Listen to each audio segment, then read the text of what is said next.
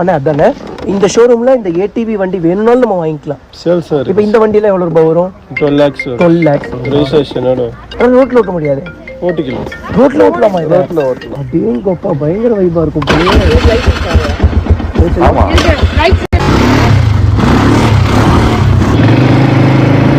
இந்த இடம் அங்க இல்ல, இங்கதான் இருக்கு.